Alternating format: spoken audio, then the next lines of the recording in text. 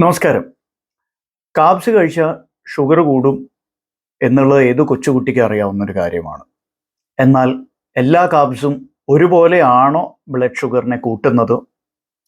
അതിലുപരി ഈ blood ഷുഗേഴ്സിൽ carbs കൂടുന്നതും കുറയുന്നതുമായിട്ടുള്ള ഈ പ്രക്രിയകളെ സ്വാധീനിക്കുന്ന ഘടകങ്ങൾ എന്തൊക്കെയാണ് എന്നുള്ളത് പലർക്കും അറിയില്ല. ഒറ്റ നോട്ടത്തിന് ഇത് വളരെ ലളിതമായ പ്രശ്നമല്ലേ, അതിനു വേണ്ടി ഒരു വീഡിയോ ഉണ്ടാക്കേണ്ട വല്ല ആവശ്യമുണ്ടോ എന്ന് തോന്നാം. എങ്കിൽ തെറ്റി. കാരണം മറ്റൊന്നുമല്ല, അരിഭക്ഷണം എന്ന് നമ്മൾ എപ്പോഴും സർവ്വസാധാരണമായിട്ട് കഴിക്കുന്ന വിഭാഗം ആഹാരം, അത് ചോറായിട്ട് കഴിക്കുമ്പോഴും ഇതേ അരി തന്നെ കൊണ്ട് ഉണ്ടാക്കുന്ന അല്ലെങ്കിൽ അരി ഉപയോഗിച്ചുണ്ടാക്കുന്ന പത്തിരിയോ അല്ലെങ്കിൽ ദോശ ഇഡ്ഡലിയിൽ പിന്നെ ഉഴുന്നും കൂടി കുറച്ച് ചേർക്കുന്നുണ്ട് എന്നുള്ളത്, പുട്ട്, ഇതെല്ലാം ഒരുപോലെ തന്നെയാണോ നമ്മുടെ ബ്ലഡ് ഷുഗറിനെ ബാധിക്കുന്നത്? Point number 1. ഇനിയിപ്പോൾ ഗോതമ്പിന്റെ കാര്യം എടുക്കാം. അരി നമുക്ക് ഒരു നിമിഷം മാറ്റി വയ്ക്കാം, ഗോതമ്പിലേക്ക് പോവാം. ഗോതമ്പ് പുട്ടായിട്ട് കഴിക്കുമ്പോഴും ഇതേ ഗോതമ്പ് തന്നെ ബ്രെഡായിട്ട് കഴിക്കുമ്പോഴും ഇതേ ഗോതമ്പ് തന്നെ ചപ്പാത്തി ആയിട്ട് കഴിക്കുമ്പോഴോ റോട്ടി ആയിട്ട് കഴിക്കുമ്പോഴോ എല്ലാം ഒരുപോലെയാണോ പ്രവർത്തിക്കുന്നത്? ഇനി ഗോതമ്പ് റവ ആയിട്ട് കഴിക്കുമ്പോഴും എല്ലാം ഒരുപോലെയാണോ പ്രവർത്തിക്കുന്നത്? അല്ല എന്ന് നമുക്ക് എല്ലാവർക്കും അറിയാം, ശരിയല്ലേ? ഒരേ ഭക്ഷണ പദാർത്ഥത്തിൽ നിന്ന് അല്ലെങ്കിൽ ഒരേ അന്നജത്തിന്റെ ഉറവിടത്തിൽ നിന്നും അല്ലെങ്കിൽ ഒരേ അന്നത്തിൽ നിന്നും ഉണ്ടാക്കുന്ന ഭക്ഷണ പദാർത്ഥങ്ങളാണ് ഇവയെല്ലാം. പക്ഷെ ഇവ എങ്ങനെ സംസ്കരിക്കുന്നു അല്ലെങ്കിൽ എങ്ങനെ പ്രയോഗിക്കുന്നു, എങ്ങനെ പാചകം ചെയ്യുന്നു, എത്ര വേഗത്തിൽ നമ്മൾ കഴിക്കുന്നു, എത്ര വേഗത്തിൽ നമ്മുടെ ശരീരത്തിൽ അതിൻ്റെ ആഗിരണം നടക്കുന്നു, എന്തിൻ്റെ കൂടെയൊക്കെയാണ് നമ്മൾ ഇത് കഴിക്കുന്നത് എന്നുള്ളത് അനുസരിച്ചിരിക്കും ഇവിടെ ഏറ്റക്കുറച്ചിലുകൾ വരാം. അപ്പോൾ ഇതാണ് ഇന്നത്തെ വിഷയം. ഈ വിഷയം വളരെ വളരെ ആഴത്തിൽ ശരിക്കും നമ്മൾ ചിന്തിക്കേണ്ട ഒരു കാര്യം തന്നെയാണ്. അപ്പോൾ ആഴത്തിൽ നിങ്ങൾ പിന്നീട് ചിന്തിക്കുക. ഇപ്പോൾ ലൈക്ക് ചെയ്യാനും ഷെയർ ചെയ്യാനും മറക്കണ്ട. സബ്സ്ക്രൈബ് ചെയ്തില്ലെങ്കിൽ അതും ചെയ്യുക. ഓക്കെ, ആഴത്തിൽ ചിന്തിക്കുക. നിങ്ങളുടെ അറിവുകളും നിങ്ങളുടെ അഭിപ്രായങ്ങളും എന്തായാലും ഞങ്ങളെ അറിയിക്കുക. ഇനിയിപ്പോൾ തിരിച്ച് വിഷയത്തിലേക്ക് വരാം. ഒരു ഭക്ഷണ പദാർത്ഥം ഇന്ന് നമ്മൾ ചർച്ച ചെയ്യാൻ പോകുന്ന മറ്റൊന്നുമല്ല, ഒരു ഭക്ഷണ പദാർത്ഥം ഏതൊക്കെ രീതിയിൽ കാർബോഹൈഡ്രേറ്റ് റിച്ച് ഫുഡാണ്, നമ്മൾ അതിനെക്കുറിച്ച് മാത്രമേ പറയുന്നുള്ളൂ. അപ്പോൾ കാർബോഹൈഡ്രേറ്റ് റിച്ച് അന്നജം അടങ്ങിയിട്ടുള്ള ഭക്ഷണം എങ്ങനെ ബ്ലഡ് ഷുഗറിനെ ബാധിക്കുന്നു? ഇത് സ്ട്രെയിറ്റ് ഫോർവേഡ് ആയിട്ട് ഓക്കെ ഞാൻ കാർബ് കഴിച്ചു അതുകൊണ്ട് എൻ്റെ ബ്ലഡ് ഷുഗർ കൂടി എന്നല്ല ഇതിനെ കാണേണ്ട. അങ്ങനെ സംഭവിക്കാറും ഇല്ല. പലപ്പോഴും നിങ്ങൾക്ക് തന്നെ അനുഭവം ഉണ്ടാവും. ഇപ്പോൾ ഡയബറ്റീസിന് ട്രീറ്റ്മെൻറ്റ് എടുക്കുന്നവർക്ക് ഈ അനുഭവം കൂടുതലുണ്ടാവും. ചില സന്ദർഭങ്ങളിൽ ചോറ് കഴിക്കുമ്പോൾ ബ്ലഡ് ഷുഗർ വല്ലാണ്ട് കൂടുന്നതായിട്ട് കാണാറുണ്ട്. മറ്റ് ചില സന്ദർഭത്തിൽ അതേ ചോറ് അതേ അളവിൽ കഴിക്കുമ്പോൾ ബ്ലഡ് ഷുഗർ നോർമലായിട്ട് നിൽക്കും, ചിലപ്പോൾ കുറയുകയും ചെയ്യും. അപ്പോൾ അവിടെ എന്തുകൊണ്ടാണ് ഇത്തരത്തിലുള്ള മാറ്റങ്ങൾ വരുന്നത്? കാരണം ഒന്ന്, നമ്മുടെ കാഴ്ചപ്പാട്. ഇവിടെ പ്രശ്നം എന്താണെന്ന് വെച്ചാൽ നമ്മൾ ചോറ് കഴിക്കുമ്പോൾ ചോറിനെ കുറിച്ച് മാത്രമേ പറയാറുള്ളൂ. ചോറിൻ്റെ കൂടെ എന്ത് കഴിക്കുന്നു എന്നുള്ളത് നമ്മൾ ചിന്തിക്കാറില്ല. ശരിയാണോ? അപ്പോൾ ഊണ് കഴിച്ചോ എന്നുള്ള ചോദ്യത്തിന് ആദ്യം നമ്മുടെ മനസ്സിൽ വരുന്ന ഇമേജ് എത്ര ചോറ് നമ്മൾ കഴിച്ചു എന്നുള്ളത് മാത്രമാണ്. ആ ചോറിൻ്റെ കൂടെ ഏതൊക്കെ കറികളാണ് നിങ്ങൾ കഴിച്ചിരിക്കണം എന്ന് വെച്ചാൽ, കൂടിപ്പോയ മേ ബി ഒരു സാമ്പാറിൻ്റെ പേര്, ചിലരോടെ ഒരു തോരൻ്റെ പേരും പറയും. അതിൻ്റെ കൂടെ വേറെ എന്തൊക്കെ കഴിച്ചു എന്നുള്ളത് പലർക്കും ഓർമ്മയുണ്ടാവില്ല. ഇന്നത്തെ കാര്യം ഓർമ്മയുണ്ടാവാം, എന്നാൽ ഇന്നലെ എന്താ കഴിച്ചത്, ഇന്നലെ ഊണിനോടൊപ്പം എന്തൊക്കെയാണ് കഴിച്ചത്, ചോറിനോടൊപ്പം എന്തൊക്കെയാണ് കഴിച്ചതെന്ന് ചോദിച്ചാൽ പലർക്കും അറിയില്ല. ഫാക്റ്റാണ്. മിനിയാന്നത്തെ കാര്യം പിന്നെ ചോദിക്കുകയേ വേണ്ട, അത് വിട്ടുകൊള്ളാം. അപ്പോൾ ഈ പറയുന്ന കാര്യങ്ങളാണ് യഥാർത്ഥത്തിൽ ചോറിനേക്കാൾ കൂടുതൽ നിങ്ങളുടെ ബ്ലഡ് ഷുഗറിനെ സ്വാധീനിക്കുന്നത്. ഉദാഹരണം, അരിഭക്ഷണത്തിൽ പ്രധാനമായിട്ടും കാബ്സ് ആണ്, ഷുഗേഴ്സ് ആണ്. അത് സിമ്പിൾ ഷുഗേഴ്സ് കൂടുതലും കോംപ്ലക്സ് ഷുഗേഴ്സ് കുറവും, എസ്പെഷ്യലി പോളിഷ്ഡ് റൈസിൽ. ശരിയാണല്ലോ? അതാണ് അവസ്ഥ.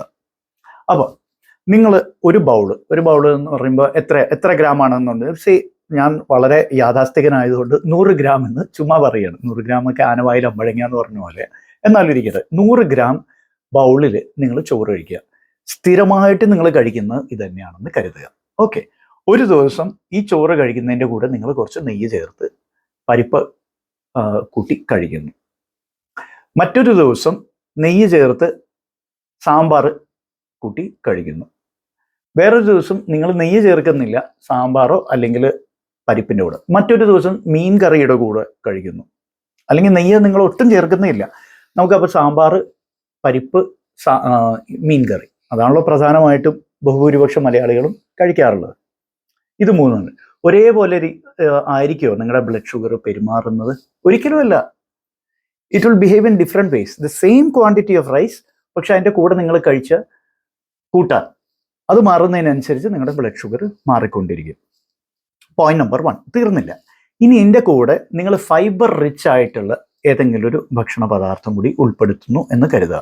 ഏതെങ്കിലും ഒരു തരത്തിലുള്ള ചീര, അല്ലെങ്കിൽ ഏതെങ്കിലും തരത്തിലുള്ള പച്ചക്കറി, അല്ലെങ്കിൽ ഏതെങ്കിലും തരത്തിലുള്ള ഒരു പയറോ പരിപ്പോ ഏതെങ്കിലും ഒന്ന് ഹൈ ഫൈബർ ആയിട്ടുള്ള എന്തെങ്കിലും ഒന്ന് ഉൾപ്പെടുത്തുന്നു. മുരിങ്ങ ഇല തോരൻ കഴിക്കുന്നു എന്ന് കരുതുക.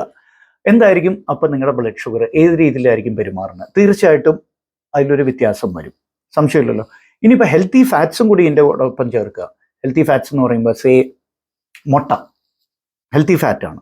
Mono unsaturated, poly unsaturated fats ആണ് അതിൽ അടങ്ങിയിട്ടുള്ളത്, മ്യൂഫാസ് ആൻഡ് പ്യൂഫാസ്. അപ്പോൾ അത് മുട്ടക്കറിയായിട്ട് നിങ്ങൾ കഴിക്കുക. ഡെഫിനറ്റ്ലി നിങ്ങൾ അതേ അളവിൽ, ശ്രദ്ധിച്ച് കേട്ടോളൂ, അതേ അളവിലുള്ള ചോറാണ് കഴിച്ചതെങ്കിലും it will affect your blood glucose levels.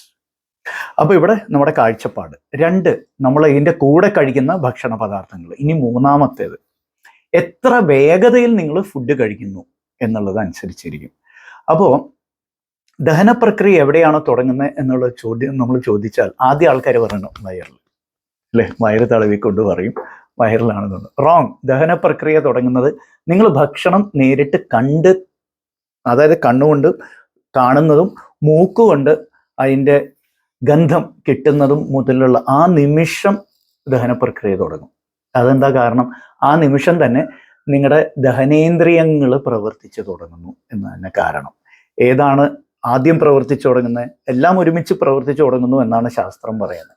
അതിപ്പോൾ വായിൽ ഉമിനീരാണെങ്കിലും ശരി, നിങ്ങളുടെ ആമാശയത്തിൽ അടങ്ങിയിട്ടുള്ള ആസിഡ് ആണെങ്കിലും ശരി, അല്ലെങ്കിൽ ഇൻസുലിൻ ഉൽപ്പാദനത്തിന് മുന്നോടിയായി നടക്കുന്ന പ്രോ ഇൻസുലിൻ്റെ ഉൽപ്പാദനമാണെങ്കിലും ശരി, ഈ പ്രക്രിയകളെല്ലാം ഏതാണ്ട് തുടങ്ങിക്കഴിഞ്ഞു.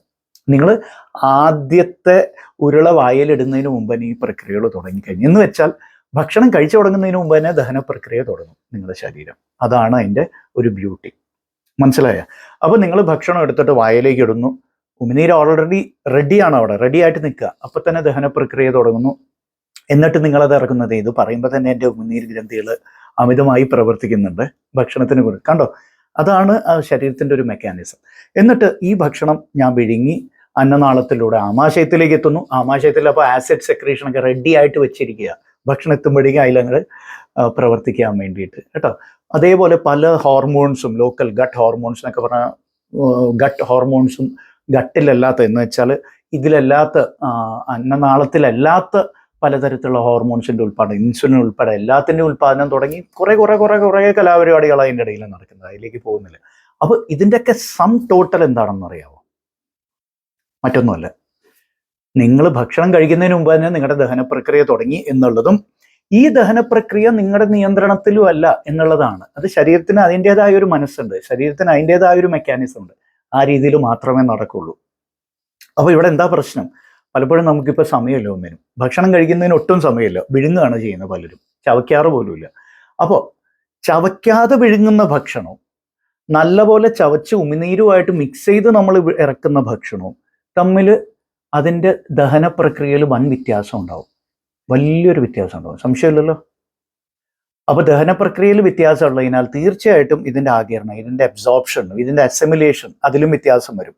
അസിമിലേഷനിൽ വ്യത്യാസം വരുമ്പോൾ തീർച്ചയായിട്ടും അത് ബ്ലഡ് ഷുഗേഴ്സിനെ സ്വാധീനിക്കും, സംശയമില്ല ആ കാര്യത്തിൽ. അപ്പോൾ എന്തൊക്കെ കാര്യങ്ങളാണ് നമ്മുടെ ബാക്ക്ഗ്രൗണ്ടിൽ നടക്കുന്നത് നമുക്ക് ഒരു ഐഡിയ ഇല്ല. നമ്മൾ കരുതുന്നു ഓക്കെ, ഞാൻ 100 ഗ്രാം ചോറ് കഴിക്കുന്നു, അത് മീൻ കറിയോടൊപ്പമാണ് കഴിച്ചത്, എന്നിട്ടും എൻ്റെ ബ്ലഡ് ഷുഗർ 400 ആയല്ലോ. ഞാൻ അതിൽ ലഡുവും മൈസൂർ പാക്കും ഒന്നും കഴിച്ചിട്ടില്ല, സ്റ്റിൽ മൈ ബ്ലഡ് ഷുഗർ സ്പൈക്ഡ്. എന്നാൽ ഇന്നലെ ഞാൻ പുട്ടാണ് കഴിച്ചത്, പുട്ടരി ഭക്ഷണമല്ലേ, ഞാൻ പുട്ട് കഴിച്ചു, അതിലൊന്നും സംഭവിച്ചില്ലല്ലോ എനിക്ക്. പക്ഷെ പുട്ടിൻ്റെ കൂടെ നിങ്ങൾ തേങ്ങ ചേർത്തു എന്നുള്ളത് നിങ്ങൾ വിസ്മരിച്ചു, അല്ലെങ്കിൽ അത് കഴിച്ചത് നിങ്ങൾ പരിപ്പിൻ്റെ ഒപ്പമോ അല്ലെങ്കിൽ പയറിനോടൊപ്പമോ ആണെന്നുള്ളത് നമ്മൾ മറന്നു, അല്ലേ? ഒരു പക്ഷെ അതിൽ റാഗി ചേർത്തിട്ടുണ്ടാവാം. അപ്പോൾ ആ ഗ്ലൈസിമിക് ലോഡ് കുറയും. ഇവിടെ ഗ്ലൈസിമിക് ഇൻഡെക്സ് എന്നുള്ള വാക്ക് ഞാൻ പ്രയോഗിച്ചില്ല, അത് മനഃപൂർവ്വമാണ്, ഗ്ലൈസിമിക് ലോഡ് എന്നുള്ളത്. അപ്പോൾ ഗ്ലൈസമിക് ഇൻഡെക്സും ഗ്ലൈസമിക് ലോഡും തമ്മിലുള്ള വ്യത്യാസം അറിയാൻ ആഗ്രഹമുള്ളവർ കമൻറ്റ് ചെയ്യുക. തീർച്ചയായിട്ടും നമ്മൾ അതിനെക്കുറിച്ചൊരു വീഡിയോ ചെയ്യാം. പക്ഷേ that depends on your interest. നിങ്ങൾക്ക് താല്പര്യമുണ്ടെങ്കിൽ ദയവായി അറിയിക്കുക. അത് നമുക്കൊരു വലിയ പ്രചോദനം തന്നെയാണ്. So please let us know. Okay, anyway coming back to the point. അപ്പോൾ എത്ര പെട്ടെന്ന് ഇത് ആഗിരണം ചെയ്യുന്നത്, പിന്നെ എന്തിൻ്റെ കൂടെയാണ് കഴിക്കുന്നത്, എത്ര നമ്മൾ അതിനെ പ്രോസസ്സ് ചെയ്യുന്നു, പിന്നെ കുക്കിംഗ് പ്രോസസ്സിനെ കുറിച്ച് പറയാൻ പോയാൽ ഒരു ദിവസം മുഴുവൻ പറയേണ്ടി വരും.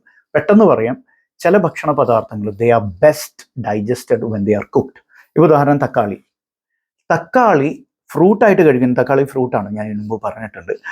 തക്കാളി ഫ്രൂട്ടായിട്ട് കഴിക്കുന്നത്, തക്കാളി കുക്ക് ചെയ്ത് പാചകം ചെയ്ത് കഴിക്കുന്നത് രണ്ടാണ്. വളരെ വ്യത്യസ്തമായ രീതിയിലാണ് ശരീരം അതിനെ കാണുന്നത്. ഉരുളക്കിഴങ്ങ് എപ്പോഴും പാചകം ചെയ്ത് മാത്രമേ കഴിക്കാവൂ. ഓഫ്കോഴ്സ് ആരും പാചകം ചെയ്യാതെ ഈ എലി അല്ലാണ്ട് ആരും കഴിക്കുന്ന എനിക്ക് തോന്നുന്നില്ല. മനുഷ്യരാരും ഉരുളക്കിഴങ്ങ് പാചകം ചെയ്യാതെ കഴിക്കില്ല.